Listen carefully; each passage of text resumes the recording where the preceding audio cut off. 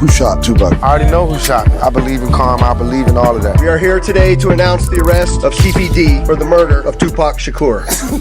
Do you have any idea who shot Suge? I'm pretty sure Suge knows who shot Suge. Yeah. Well, I mean, so when he comes out of sedation, I'm sure anybody who gets shot will tell you who shot them, right? Yeah. But if the police say nobody shot him, I believe nobody shot him. And if nobody shot him, that's the same nobody that shot Tupac.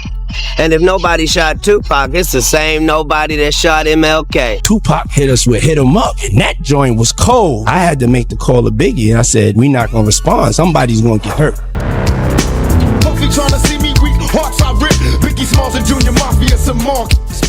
New court documents show that PPD Davis accused Sean Diddy Combs of paying $1 million for the rap icon Tupac Shakur. You know, he wanted, and then you got to see, like, you could just go tell that the drugs had his mind so messed up, whereas that he started thinking he was Tupac. 50 Cent's documentary about Sean Diddy Combs has already shaken the culture by bringing forward serious new allegations and revisiting his connection to some of hip-hop's most controversial moments. But now, Katt Williams is intensifying the discussion with claims regarding Tupac Shakur's death that Netflix reportedly excluded from Sean Combs. The Reckoning. Williams, known for his criticism of Diddy, says he turned down major financial deals to stay away from that circle and has spent years quietly collecting knowledge, stories, and evidence that could potentially change the narrative, with supporters believing he holds unseen footage and first-hand accounts tied to Tupac that would have pushed the series into much darker territory. While the documentary itself examined alleged links between Diddy and chaotic events of the 1990s through interviews and archival material, 50 Cent has claimed a large portion, around 140 hours, of deeper, more complex content was left out due to the limits of a 4-part format, including a confirmed but removed detail about Diddy's past relationships intersecting with Tupac's circle. And Williams maintains that what he has goes far beyond that, suggesting the full story is far more layered and extensive than what has been shown, leaving fans questioning whether future releases or another season might finally uncover what was held back and fully reveal this long-debated chapter of hip-hop history. On that day, at 19-ish years old, boom, he becomes famous. Wow. And he creates that rumor reputation of he can put the biggest parties in the world and people show up. The biggest promoter. So that became a way where his image got bigger and bigger and bigger with this. And then when you continue, there's a part with what he didn't like is that Tupac and Biggie started getting very close because Tupac would allow Biggie to open for him. So you guys have to realize, I had Greg Kading on the show 10 years ago. Greg Kading is the guy that was the lead investigator of Tupac. He was in the documentary as well. He was investigating what happened to, he was investigating what happened to, and Rob, if you can pull up the podcast with he and I, and the way I did it on the board, and I put all the suspects of who it could have been. And then he gets the recording and shows with Keefe D. Keefe D is the guy that was the boss who Diddy allegedly offered $1 million. They said, I'll take $1 million to take both of them out. And he's saying the recording, he's saying it to the feds. So right here, if you zoom in on this list, Rob, can you zoom in on the list? Okay. So if you zoom in, you see the bottom 3 names. You see the bottom 3 names right there? On the right? By his right hand. Tupac? Right there. Yeah, that's Keefe D is right in the middle. Okay. The one to the left is the guy that stole one of the Death Row Records chains. Oh. Zoom in a little bit. You can't do it? Okay, it's all good. No worries. So the guy in the middle is the guy that's having a conversation who says, yeah, he offered us $1 million to take him out. Keefe D. And so they try to get the money. They're not able to kill both because he wanted them to kill both Suge and Pac. In the car? They only kill Pac, and they don't kill Suge. So allegedly, they got paid $500,000. The $500,000 was paid to the guy on the right, all the way to the right. You see the guy on the right? Corey. He's the one allegedly that got the $500,000, and that money never went to Keefe D or anybody else. The guy on the left is the one that stole the the chain, which was a Death Row Records chain. That's a way of saying I got your rapper's chain, because if you were one of the guys, Death Row. So long story short, this whole thing isn't recording that he said this. So what does Diddy do? Rob, can you pull up this song? It's a song called Black Rob, featuring Mark Curry and Mario Winans. If you can just type in lyrics, okay? So he gets $1 million. Can you go to the lyrics? And Diddy's in the lyrics when he gets started. Go a little bit lower. Boom. Muscle. You see it in this game?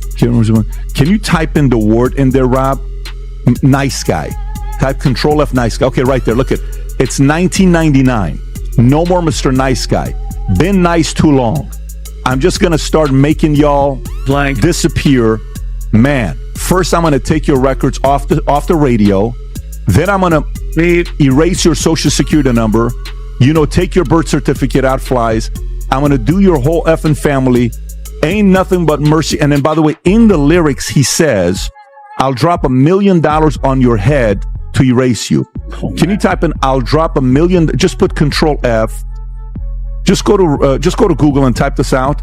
I'll drop $1 million on your head. I'll drop $1 million on your head, and just put Diddy next to it. Right there. See, it says Black Rob. What song came up? Phrase. I'll drop $1 million on your head. Erase you and your whole family, biatch. Wow. He's saying it in the song on what he did to get rid of Tupac. What an idiot. He's saying this like that is the level of criminality to say, I'm going to get away with it, right? One day I'm at an NBA game. This was 2 years ago, right before he got arrested. I had done like 3 videos on Diddy. He's at a game with one of his girls. He sees me, I see him. Listen, if there's a guy in the hip-hop world I cannot stand, is this guy. I'm looking at him, he's looking at me. And then we're locked in. Vinny, when I tell you we're locked in eye to eye, 2 minutes. And you're not breaking. Neither one of us are breaking. And it's across the... Look, you don't understand. To me, Tupac was as a young kid coming up, he played a very big role as your painting. Yeah, he's the most influential people in your life. To me, that guy was so to me, you took this guy out. I investigated a lot of people based on the reports and things that we talked to a lot of different people. It always comes. Gene Deal re-enters the spotlight with a bold set of claims, connecting Sean Diddy Combs, Tupac Shakur, and a network of personal interactions into one unsettling narrative that fans are actively dissecting. According to Deal, the tension between Diddy and Tupac extended beyond music or industry rivalry into something more personal and psychological, driven by a mix of envy and admiration, as he alleges Diddy was closely focused on Tupac's influence, image, and social circle, with patterns suggesting that whenever Tupac formed new connections, Diddy would eventually appear within the same spaces, which Deal presents as more than coincidence. He further claims this dynamic reflected a mindset where fascination and rivalry coexisted, with Diddy allegedly drawing inspiration from Tupac's style, speech, stunt, and ambition in ways that blurred the line between competition and imitation. Deal also challenges the traditional portrayal of constant hostility during the East Coast-West Coast era, recalling moments where Diddy, Tupac, and Suge Knight reportedly crossed paths and interacted with unexpected calmness and civility, ultimately suggesting that the reality of that period may have been far more complex and less clear-cut than widely believed. Tupac stuff. Now, we all know Diddy and the feud with Biggie and everything, but they were saying that Diddy was really, really jealous of Biggie and Tupac's relationship. Right.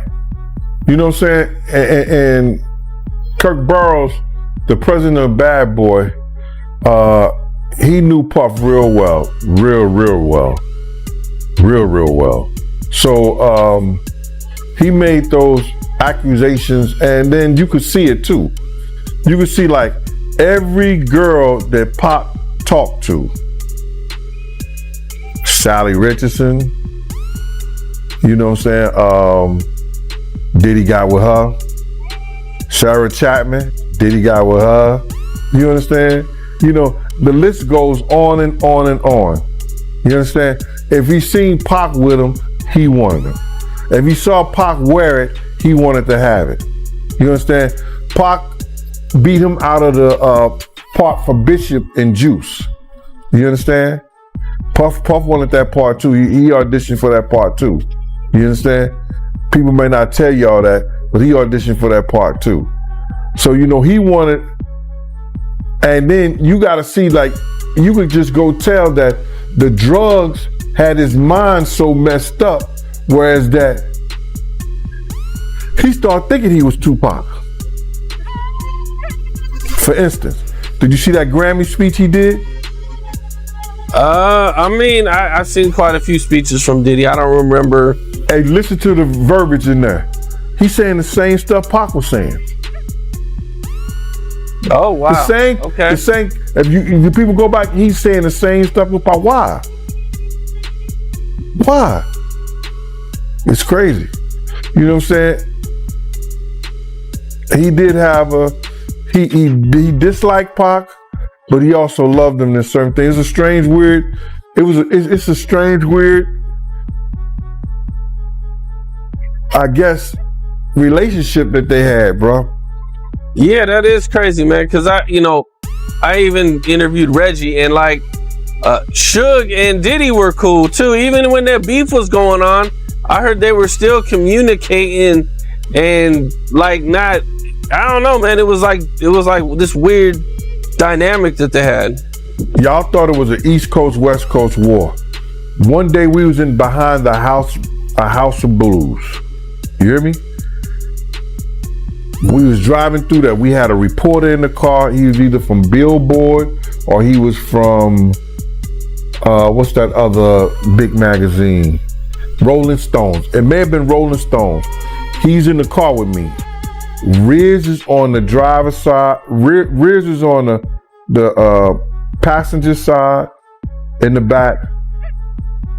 The reporter's in the middle. I'm on the driver's side in the back. You got Kenny driving, Puff is in the front. We see Suge and Tupac, right? Pac is in a white Rolls Royce convertible. Suge is in a red Rolls Royce convertible. It's about a House of Blues. Behind the House of Blues is about. In the afternoon, it wasn't even late at night or nothing like that.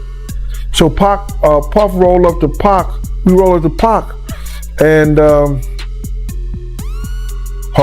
Puff said, "Yo, what up, Pac?"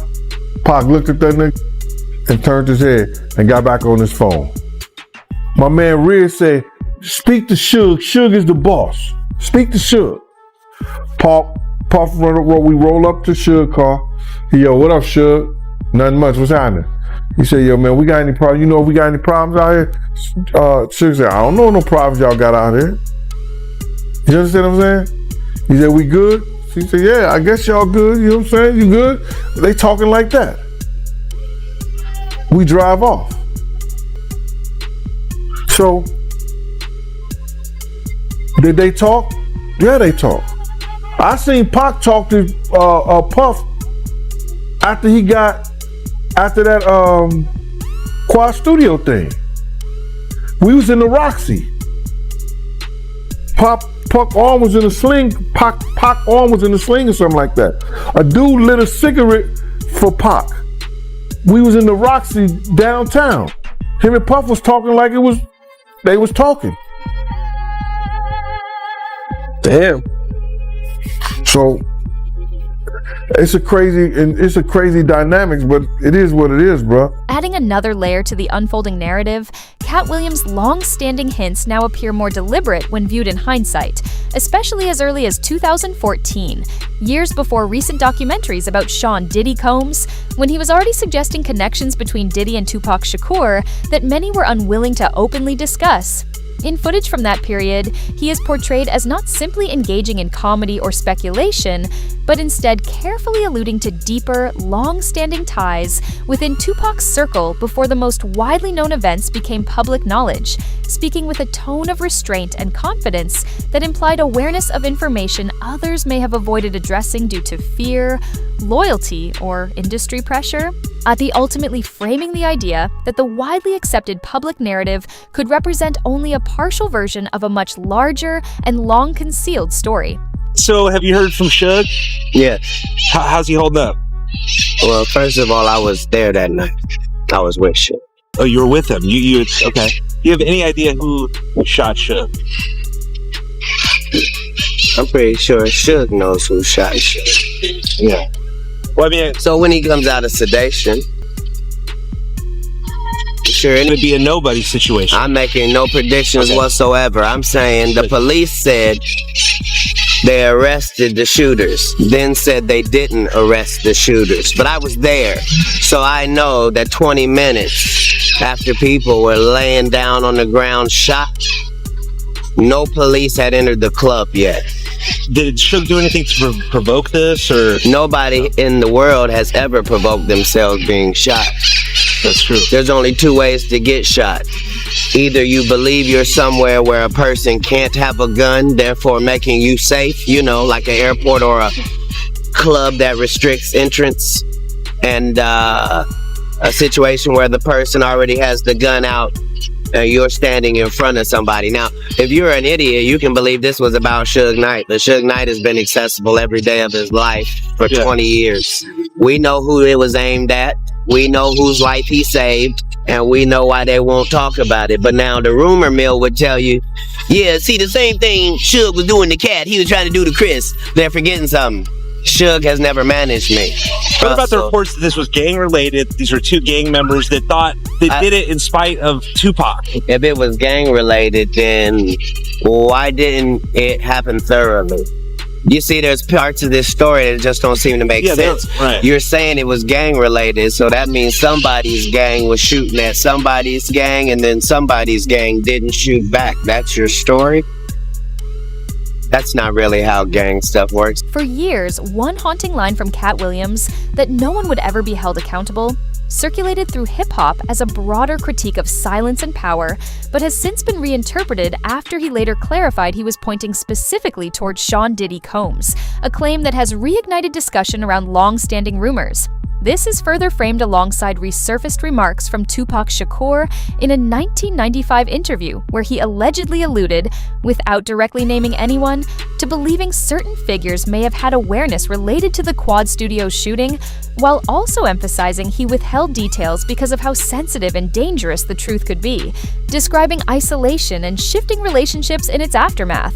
From there, Nami the narrative moves into the mid-1990s escalation of tensions between East Coast and West Coast hip-hop, with the notorious B.I.G., Death Row Records, and Suge Knight positioned at the center of a highly volatile rivalry shaped by public exchanges and growing distrust, as Tupac's alignment with Death Row and his increasingly direct diss records intensified the cultural divide.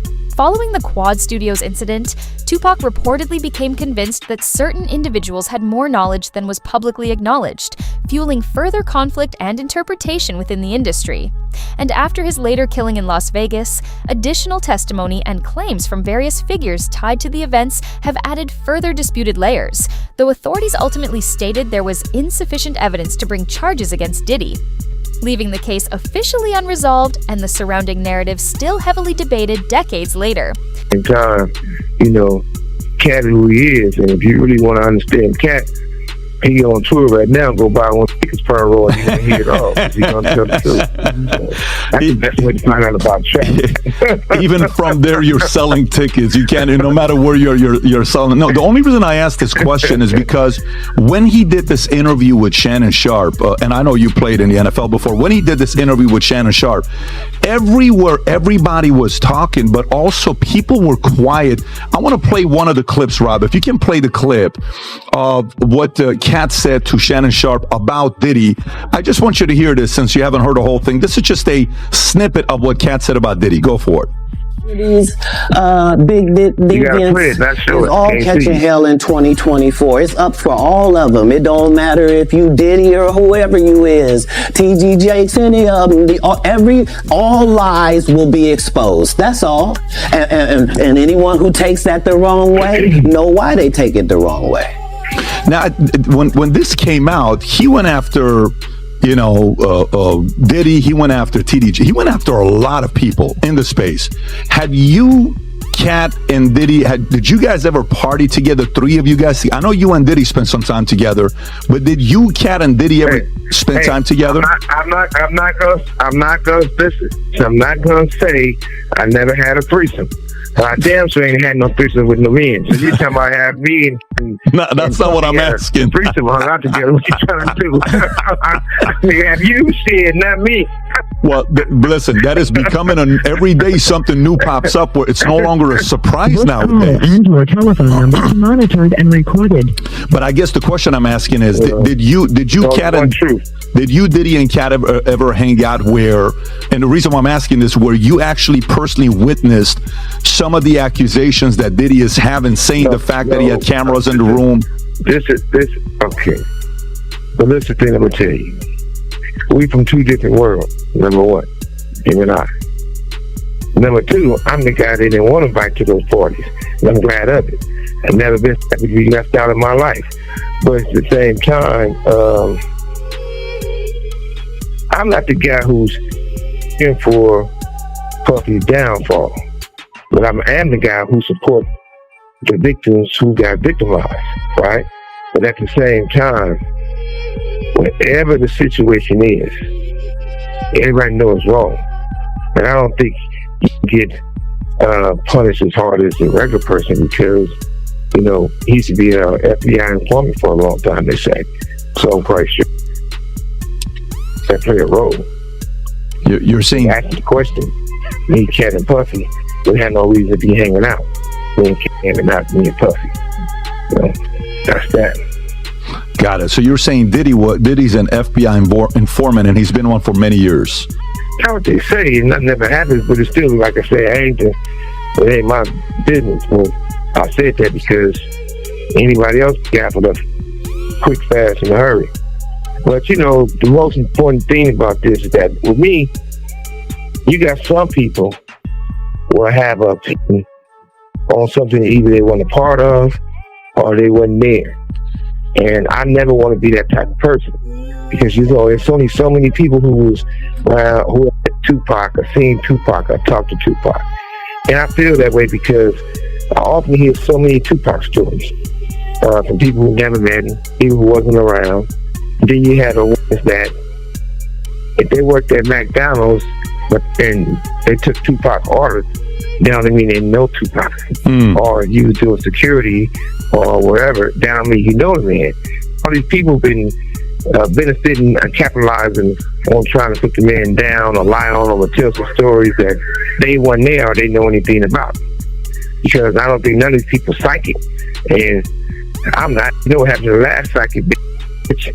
She ended up, whoever her name was, the fake Boston boys. You know what happened to her when it all went bad. So I don't like to speculate.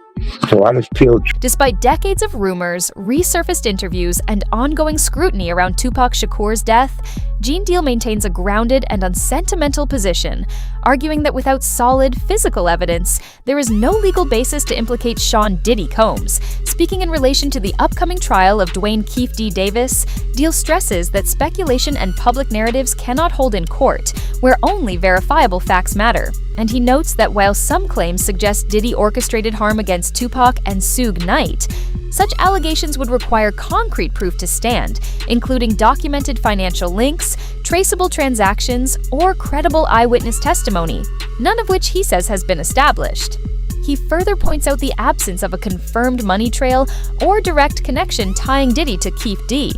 as well as the lack of witnesses willing to testify that they directly heard or observed any planning, while also questioning inconsistencies in Keefe D's changing accounts over time, weaknesses he believes defense lawyers will heavily challenge, ultimately reinforcing his view that while public belief and suspicion continue to grow, the courtroom operates on a far stricter standard where only undeniable evidence can determine accountability. With a murder trial, you can't only use circumstantial evidence. You have to have some kind of physical evidence. There's no physical evidence that Keefe D killed or had something to do with Pac's death. There's circumstantial evidence. There's people that could probably testify or what somebody told them or heard. So now, Keefe D lawyers and them did a great job when they did trial by judge, because the judge is looking for physical evidence. What ties Keefe D to Puff? What ties Keefe D to the murder of Tupac? And how could they prove that either one of them has something to do with it?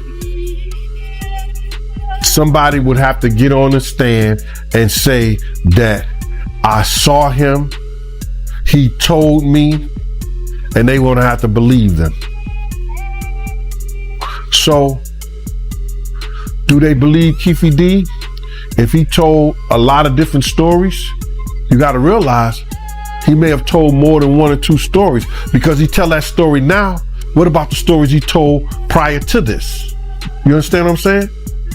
So you're going to look at that. You're going to look at, okay, did he get the money? Where's the money at?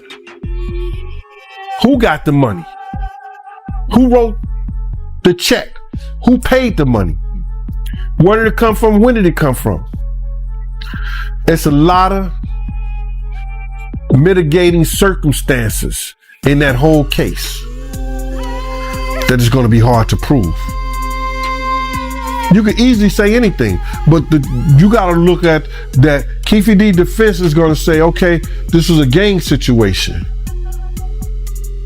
Then you hear, Suge telling Pac on one of the things that he told Pac, yo, listen to me, bruh, you done got involved into some gang stuff now, and things might be different. You understand? Because gangs might be involved now. Yo, bro, let me tell you, back in the day, I was there. Let me just say, and what I mean I was there is that, don't you know that a lot of people was coming up dead? There was so many shootings out of LA about crazy. There's a lot of people that came up dead behind that. The Bloods was laying people down, but behind Pac getting shot. It was a big, it sparked a big gang war out there. So, if they want to pull Diddy into that, they got to mitigate circumstantial evidence. Anybody could be a witness for you, but what can they prove?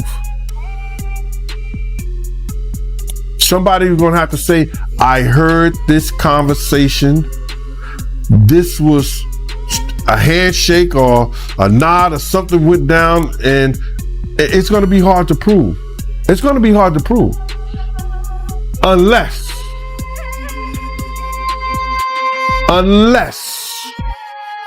they follow the money.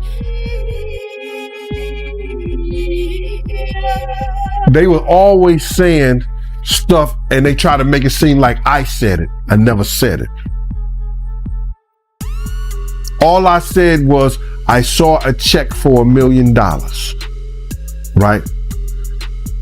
Eric Von Zip had a check for $1 million, and he said he got it from Al Heyman. Not Al Heyman. What's the dude's name? He was married to Gladys Knight.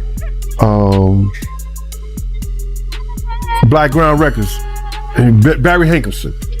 And he said, I got this check from Barry Hankerson, and what's the other dude's name? Jimmy Henchman. And it's for me selling my record label to him. I said, I didn't know you had a record label. I said, I didn't know you had a record label. And when he showed us, and I said, us the check. When he showed us the check, it wasn't only me. I said, dog, when did he get a record label? So, where does this leave us? Are we dealing with a truth that's never surfaced simply because there's no paper trail to prove it? Or is there still evidence out there that hasn't come to light yet, just waiting for the right moment to emerge? That's the question this whole conversation keeps circling back to. If this breakdown made you think, share your perspective and join the discussion. And if you want more deep dives like this, make sure to subscribe so you don't miss what comes next. Until then, stay aware, stay informed, and keep questioning everything.